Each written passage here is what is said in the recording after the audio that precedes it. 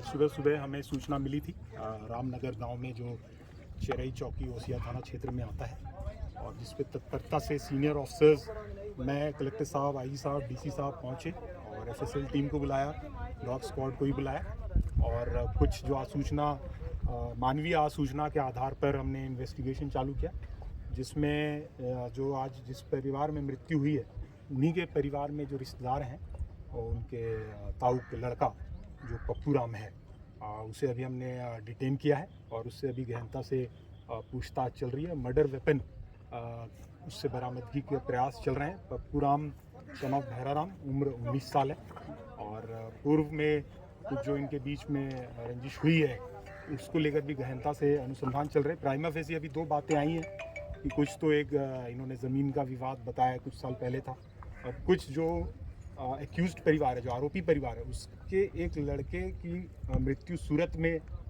हुई थी। इसको लेकर वहाँ पे अनुसंधान गुजरात पुलिस में जो चल रहा है उसकी भी हम लोग डिटेल लेंगे। कुछ ये बात आई है कि उस जो घटना हुई है उस आरोपी परिवार के लड़के के साथ, उसमें कहीं इन्हें शक था कि इस परिवार का हाथ है और इसके लेकर भी रंजिश थी। तो दो एंगल है और अभी एग्जैक्टली कहना बहुत जल्दबाजी होगा, तो हम लोग हर एंगल जो है इन्वेस्टिगेट कर रहे हैं और इसने अभी हमें जो बताया है कि हत्या कैसे की, सुबह 4 बजे आया और कुल्हाड़ी के माध्यम से हत्या करके जलाया है और कुल्हाड़ी भी इसने हमें अभी बताया है कि कहाँ फेंका है, वो भी हम लोग अभी बरामद करेंगे और इसमें सारे एंगल से अभी इन्वेस्टिगेशन ओपन है। ये एक प्राइमरी जो फाइंडिंग्स आई हैं वो अभी हम आपसे शेयर कर रहे हैं। इसमें अभी हम लोग टेक्निकल डिटेल भी लेंगे और हर तरह का डिटेल जो है करेंगे। मल्टीपल टीम्स हमने बनाई है, लगभग पूरे ज़िले के जो टॉप ऑफिसर्स हैं उनको हमने सुबह बुला लिया था।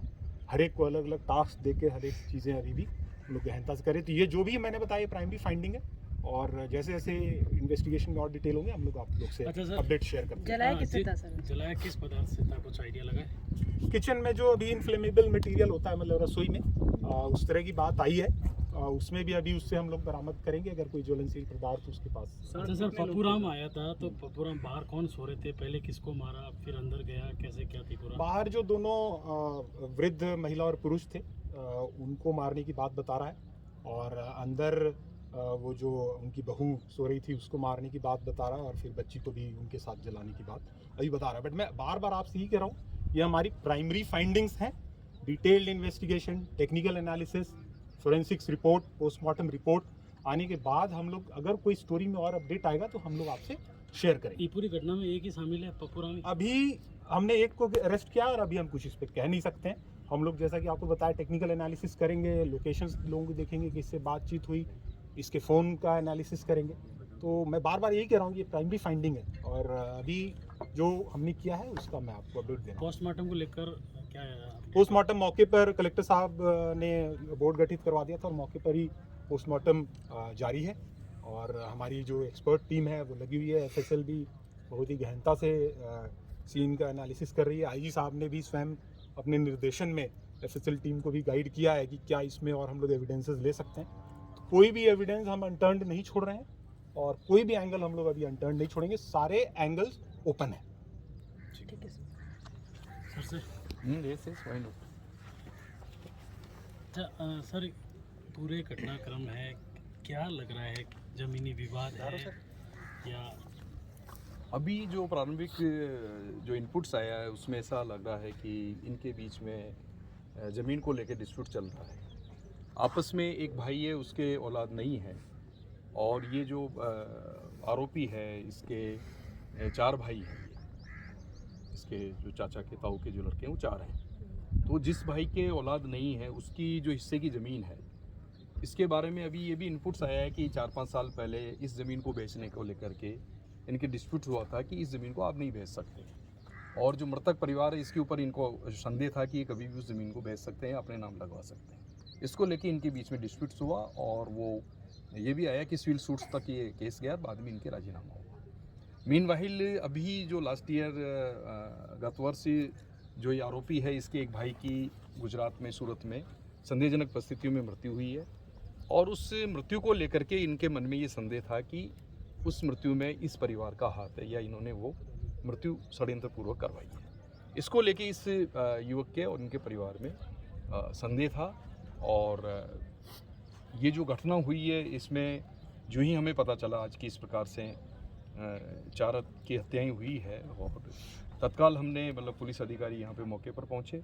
हमारी जो साइंटिफिक टीम है, एफएसएल की टीम है, हमारी डॉग स्क्वाड है, सबको तत्काल यहाँ पे भेजा गया। हमारे एसपी साहब और चुनिंदा जो पुलिस ऑफिसर है वो तत्काल मौके पर पहुँचे, और हमने कड़ी से कड़ी जोड़ने का काम अभी हमारा चल रहा है।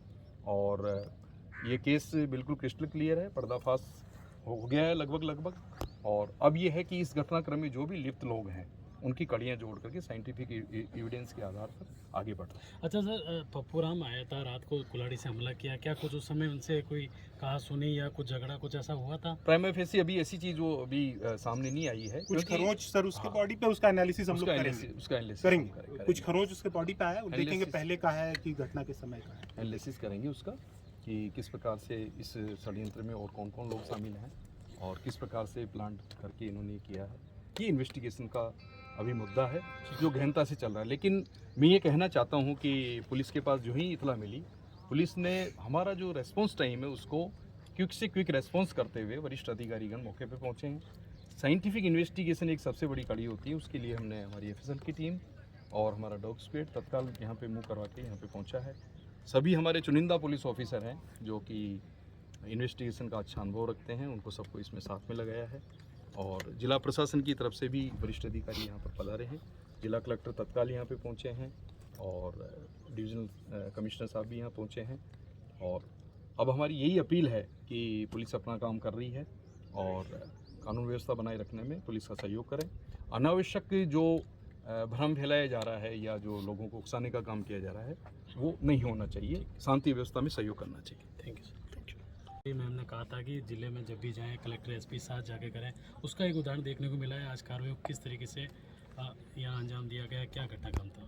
देखिए, मैं सिर्फ एसपी साहब ग्रामीण की नहीं, कमिश्नरेट की भी बात करता हूँ। हमें कॉन्फिडेंस है पूरे ज़िले में कि जब भी ऐसी कोई बात होती है या आज जैसे था तो एसपी साहब और हमारी लगातार चर्चा हो रही थी और उनकी बात हम स्वीकार करते हैं, हमारी बात वो स्वीकार करते हैं। तो एक ही सिक्के के दो पहलू के रूप में हम काम करते हैं। तो उसी एवज में जहाँ जहाँ प्रशासन की रिक्वायरमेंट थी, आवश्यकता थी, वहाँ पे हमने सहयोग करा। और मैं आपके माध्यम से एसपी साहब को धन्यवाद दूंगा कि इतनी जल्दी ये जो निर्मम जो घटना है इसका खुलासा करा है। हालांकि जैसे एसपी साहब ने कहा कि ये अभी प्राइमा फेसाई फाइंडिंग्स हैं, डिटेल जब तफ्तीश होगी और चीज़ें निकलेंगी उसमें आपको रूबरू करा दिया जाएगा। और अभी पोस्टमार्टम चल रहा है और जल्दी ही हम प्रयास करेंगे इस मामले को क्लोज कर दिया जाए। ठीक है।